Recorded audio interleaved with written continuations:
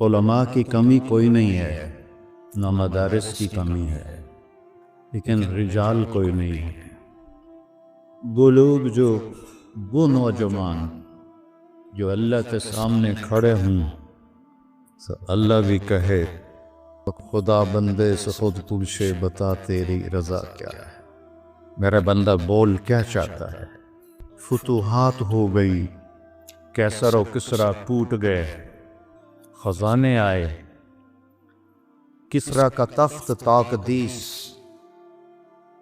140 हाथ लंबा, 110 हाथ चौड़ा, 1 एकड़ के करीब, और उसमें 1000 सोने के गुंबद लगे हुए थे और 1,40,000 चांदी की मेफे लगी हुई थी, और उसका 2.5 मन का वजनी ताज जो लटका होता था वो उसमें सर दे के बैठता था। ये सब मदीने में आया है। तो सहाबा कौन अशरा मुबशरा मशवरा करने लगे, उमर को अब अपना तरीका बदलना चाहिए। अल्लाह ने इतनी सहूलत दे दी, कोई खादिम रखे, चुने हुए आटे की रोटी खाए और कपड़े अच्छे पहने, बड़े बड़े वफूद आते हैं। तो हज़रत अली कहने लगे, जो मर्जी कर लो, मानेगा कोई नहीं। कहने नहीं, बात तो करनी चाहिए। तो कौन बात करे? का हफ्ज़ा और आयशा रज़ी अल्लाह अन्हा, एक बेटी है और ज़वाज मतहरात में से दूसरी महबूब बै रसूल है, तो इन दोनों को तैयार किया गया। ये दोनों तशरीफ़ लाई तो हज़रत उमर गंजे हो गए थे, आखिर लेटे हुए थे, उठ के बैठ गए। तो हज़रत आयशा मुतकल्लिम बनी, या अमीरुल मोमिनीन आपसे एक बात करनी है। कहो। अल्लाह ताला ने हमारे नबी के दौर में दुनिया ना भेजी, ना उन्होंने दुनिया का इरादा किया, वो ऐसी ही चलेगी। मेरे बाप का ज़माना आया, अल्लाह ने दुनिया ना भेजी, ना उन्हें इरादा किया, तो वो भी वैसी ही चलेगी।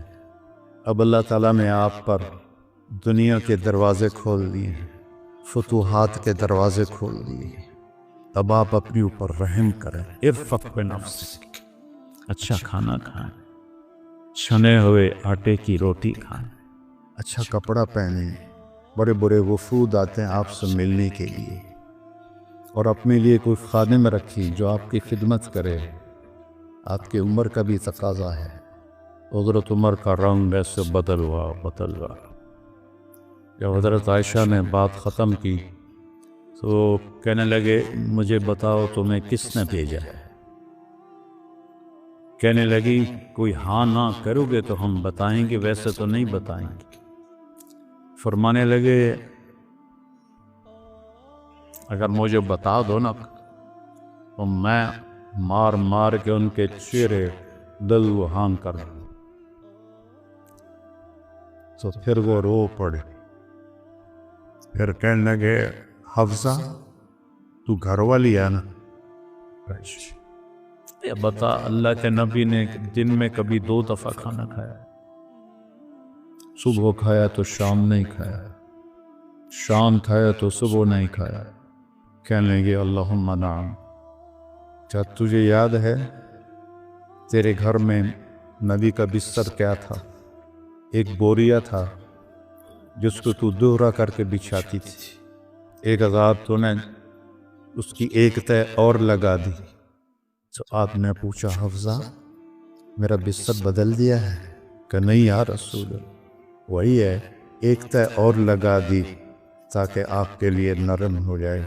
का इससे वापस उसी तरह कर दे, मुझे रात को उठने में मुश्किल पेश आई। हफ्ज़ा तुझे याद है एक दफ़ा तूने खाना एक तपाई पे रख के दिया था, अल्लाह के नबी ने उठा के ज़मीन पे रखा था और फरमाया था, मैं जैसे गुलाम खाते हैं मैं ऐसे खाऊंगा। और तुझे याद है अल्लाह के नबी के पास एक ही जोड़ा होता था और उसको खुद धोते थे, और बिलाल आकर कहते थे कि या रसूल अल्लाह अस्सला, तो आप फरमाते थे बिलाल मेरे कपड़े खुश्क नहीं हूं। नमाज लेट हो जाती थी कि दूसरा जोड़ा नहीं होता था। कहने लगी जी क्या तुझे याद है कि एक दफ़ा जोड़ा भी नहीं था, रात में एक अंसारी औरत से चादर मंगवाई थी और वो लपेट कर जाके नमाज पढ़ाई थी, वो तुम्हें याद है? सारों कतार रोने लगे। फरमाया आयशा हफ्जा जिन्होंने तुम्हें भेजा है उन्हें जाते कहो कि 3 दोस्त हैं जो एक मंजिल की तरफ चले। पहला चला वो पहुंच गया, दूसरा चला वो भी पहुंच गया, अब तीसरा रास्ते में है। उनकी राह पर चलेगा तो उन तक पहुंचेगा, अगर उससे इधर उधर हुआ तो भटक जाएगा। वल्लज़ी नफ्सी बियदी लउकरिहन्ना नफ्सी अला मा अना अलैहि। उस ज़ात की कसम जिसके कब्जे में मेरी जान, मैं अपनी जान को इसी तरह खपाऊंगा जिस पर मैं हूँ, यहाँ तक कि मेरा अल्लाह मुझे मेरे साथियों से मिला। जब खंजर लगा और उम्मीद कोई न रही बचने की, तो आपने अब्दुल्ला बिन उमर को बुलाया और फरमाया कि जाओ अम्मा आयशा से कहो कि उमर अमीरुल मोमिनीन न कहना, अब मैं अमीरुल मोमिनीन नहीं हूँ। उमर अपने साथियों के पड़ोस में अगर की जगह चाहता। जब वो तशरीफ़ ले गए तो हज़रत आयशा भी रो रही थी। उन्होंने ये रोते हुए अर्ज़ किया, अम्मा जान मेरा बाप उमर बिन ख़त्ताब अपने साथियों का पड़ोस चाहता है। तो हज़रत आयशा फिर रोने लगी। तो ये जगह तो मैंने अपने लिए रखी हुई थी कि मैं अपने बाप और खामिद के साथ मेरी कब्र बन जाए, लेकिन उमर मुझसे ज़्यादा हकदार है, मरहबम बिही। जब वो आए तो उनको हज़रत उमर को बताया कि इजाज़त हो गई। कहा नहीं बेटा, हो सकता है मेरे शर्म में इजाज़त दी हो, जब मैं मर जाऊं और मेरा जनाजा लेके दरवाजे पर पहुंचो तो दरवाज़ा पर जनाजा रख देना और फिर अंदर जाके दोबारा इजाज़त लेना। उस वक्त इजाज़त मिले तो अंदर ले जाना, वरना मुझे बकी में दफन कर दे। हज़रत अली और हज़रत हसन आए तो घबराहट देखी। अली ने फरमाया मौत से डर गए? तो सुन नहीं, मौत से नहीं, माँ बादल मौत से डर रहा। कौन है? लौकाना बादी नबी लकाना, बोल लकाना उमर। कह रहा मौत नहीं, मौत के बाद से डर रहा। तो हज़रत अली ने फरमाया न डरो, मैं गवाही देता हूँ। मैंने अपने नबी से सुना कि सैयदा कबूल अहलिल जन्नत अबू बकर व उमर। हज़रत उमर कहने लगे हशर के दिन गवाही लूँ? फरमाए मैं भी दूंगा, मेरा बेटा हसन भी देख साथ। वो तशरीफ़ ले गए। पीछे मौत के आसार नजर आए तो उनका गोद में सर था बेटे अब्दुल्ला बिन उमर की। तो कहने लगे दानी अल अर्ज़, वो ये ज़मीन पर डाला। तो उनका दिल नहीं माना तो उनने पिंडली पे सर रख दिया। लगे भाई तेरा नास हो, सुनते नहीं हो क्या कह रहा हूँ, ज़मीन पर डाल। आप मस्जिद में दाखिल हुए, आपके दाएं तरफ अबू बकर थे, बाएं तरफ उमर। आपने फरमाया हमें देख रहे हो? सहाबा से कहा जी। कहा कला अनुशरयो वाला, इस तरह हम माशर में उठेंगे कि मेरे दाएं अबू बकर होगा और बाएं मेरे उमर होगा।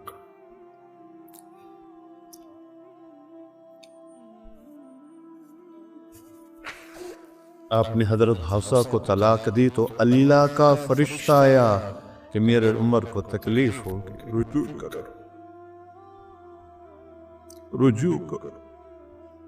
अपने नबी की मंशा के खिलाफ अल्लाह ने फैसला लिया कि मेरे उमर को तकलीफ होगी, रुजू करो।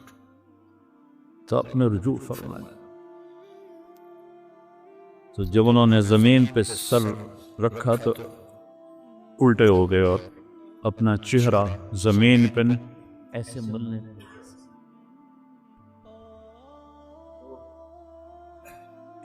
वैलुल लक वल उम्मक या उमर इल्लम यगफिर लक रब, वैलुल लक वल उम्मक या उमर इल्लम यगफिर लक रब, वैलुल लक वल उम्मक या उमर इल्लम यगफिर लक रब्बुक। यही कहते कहते जान निकल गई। तो बर्टन रसल ने कहा, जो एक दहरिया था, अंग्रेज मुफक्कर, अगर एक उमर और होता तो पूरी दुनिया में इस्लाम